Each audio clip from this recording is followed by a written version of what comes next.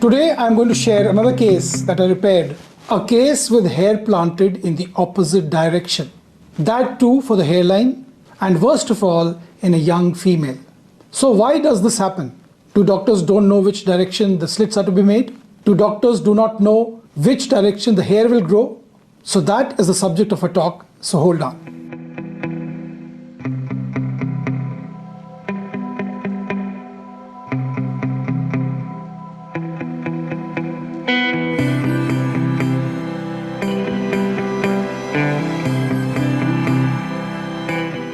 When we make slits after the harvesting is over, the direction of the slits is backwards, so that the hair that grows will grow in a forward direction, which is a natural direction. Grow forwards in an angle of 30 to 40 degrees to the skin surface. This is the natural way grafts grow. The vector of slit making is diametrically opposite to the vector of hair growth from the same slit. But when the clinic makes slits in the opposite direction, that are slits facing backwards, it begs a very important question. Do you think that Dr. X, in whose clinic the surgery was done, is not aware what direction the slits are to be made, like in this patient?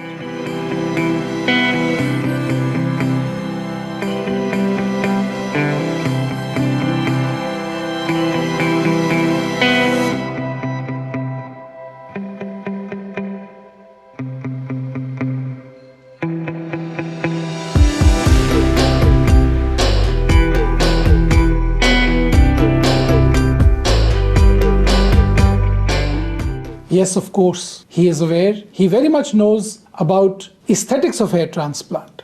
But with so many cases being done, it is now impossible for Dr. X to supervise each and every step of a hair transplant. As much as it is difficult for Dr. X to turn away cases and do just one case in a day. So he has too many cases to handle, too much supervision to do in a day. So someday, some technician is going to commit a huge blunder, as it happened in this case, the case of a young female whom we discuss now.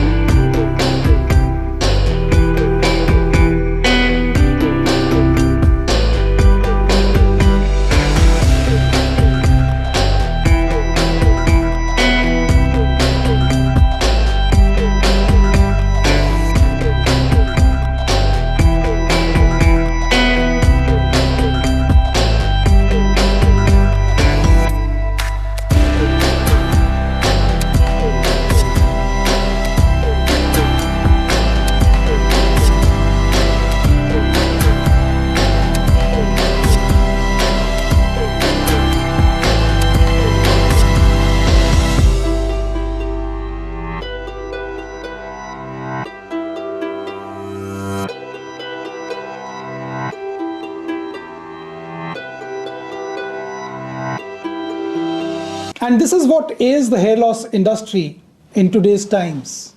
Not only in India, not only in Turkey, not only in Middle East, but all over the world.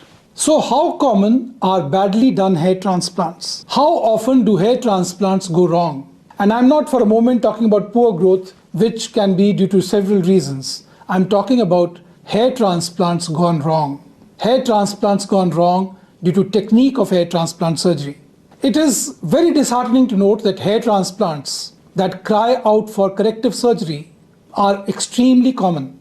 See my video on bad hair transplants and you'll get an inkling of what the challenge is today. And being honest, most of us, while going to work or at our workplace or amongst our own colleagues, our relatives, see hair transplants on a daily basis which are recognizable from a distance. A giveaway that a hair transplant has been done. A good hair transplant is one which is subtle and mostly people cannot tell. So what is the genesis of bad hair transplants? Bad hair transplants most commonly happen when patients fall for aggressive marketing, hook, line and sinker.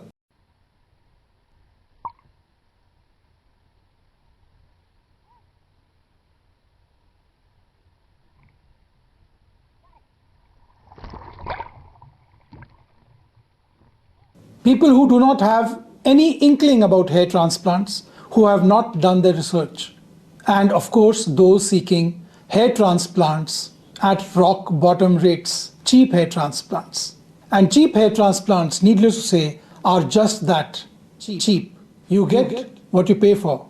Hair transplant industry is unlike any other field in medicine because it is an unregulated specialty, many a times done by non-medical people, where standard of care norms are not yet established. The caregivers are not regulated by law in most places, or there are loopholes which are being exploited. Here, a patient comes for a cosmetic enhancing procedure thinking it is a salon procedure, that if anything goes wrong, it can easily be corrected, and that's how it is made out to be in advertisements, that it is a salon procedure. He is unmindful or probably does not want to listen to the fact that it is a surgical procedure, a permanent procedure which can never be reversed. And even if it is corrected, revised, that will be at a cost. Not only cost of hair transplant, but a cost on his donor area, a cost on his time, a cost to his emotions, a cost to how he is seen in the public eye. So this patient underwent a hair transplant procedure at another clinic, a local clinic in my area, a clinic which has been running for the last 10 years, laying her complete trust in the doctor she chose.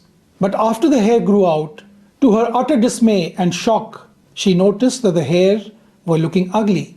It was looking ugly because it was firstly pluggy, and secondly, the slits were made in the wrong direction, and therefore the grafts had been planted in the opposite direction to what is normal, to what is aesthetic, and to what is usual practice in hair transplant. 10 years of practice is enough for a doctor to learn that this is not the way slits are made.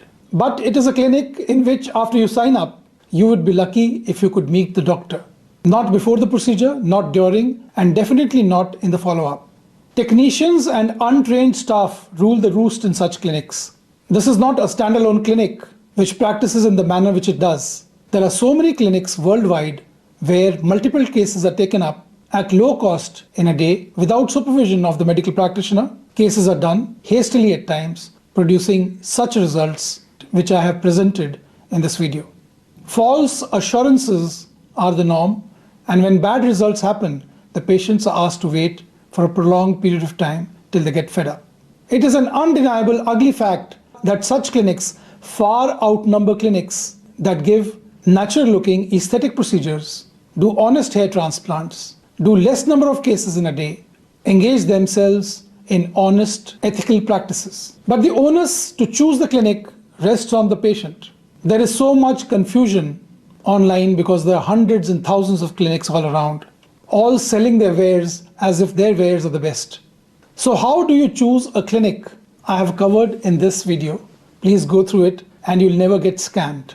Quality before quantity rules and ethics are flung out of the window. Even when the doctor is supervising all the cases himself, but doing multiple procedures, things can go awry many a times. But are these clinics solely to blame? Definitely not. The market dynamics of the hair transplant industry is such that it manifests itself in various diverse ways, sometimes manifesting in such shoddy results. Because it stems from the patient's deep desire to get a cheap hair transplant. And this is akin to choosing corrupt politicians as your leaders. What you sow, so shall you reap. Though clinics share a larger pie of the blame, but we as clients cannot shrug off our responsibility of expecting a hair transplant procedure to be done at as little as $300. So today's case is a living example of how clinics continue to give shoddy results case after case, but nevertheless continue to ensnare new patients through advertisements, gullible, unsuspecting clients through mindless, untruthful, aggressive marketing.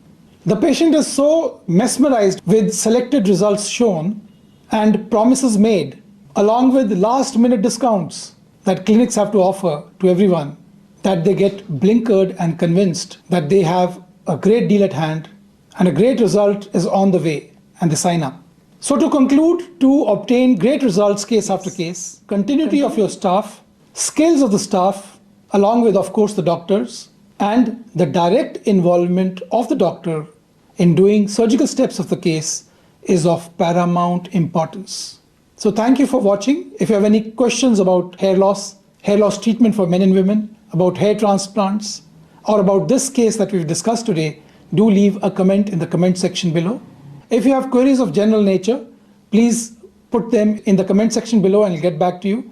If you want a personalized attention, here are the numbers to contact us on WhatsApp, and we'll get back to you for a personalized consultation on video chat.